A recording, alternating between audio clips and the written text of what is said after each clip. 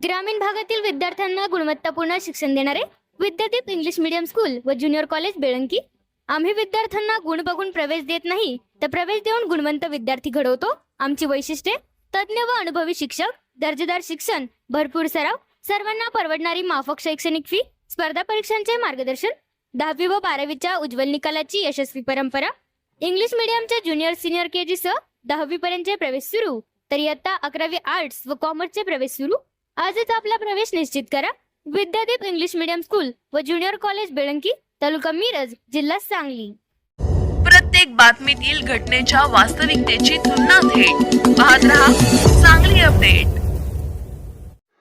कवठेमहांकाळ तालुक्यातील पिंपळवाडी थबडेवाडी रस्त्यावरील केमिकल फॅक्टरीजवळ रस्त्याच्या मधोमध बंद पडलेला डंपर जीव घेणा ठरला। कोणतीही इशारा व्यवस्था न करता उभे केलेल्या डंपरला मोटरसायकलची पाठीमागून जोरदार धडक बसल्याने एकाचा जागीच मृत्यू झाला, तर एक युवती गंभीर जखमी झाली।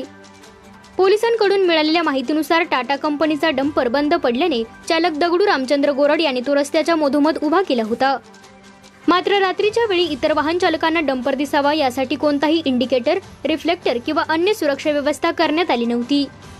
दरम्यान मोटरसायकलवरून जात असलेले मधुकर गणपती नरळे यांना अंधारामुळे डंपर दिसला नाही, त्यामुळे त्यांच्या मोटरसायकलची डंपरला पाठीमागून जोरदार धडक बसली। या भीषण अपघातात मधुकर नरळे यांचा जागीच मृत्यू झाला, तर त्यांच्या सोबत असलेली भाची स्वाती श्रीधर खोत ही गंभीर जखमी झाली असून तिच्यावर उपचार सुरू आहेत।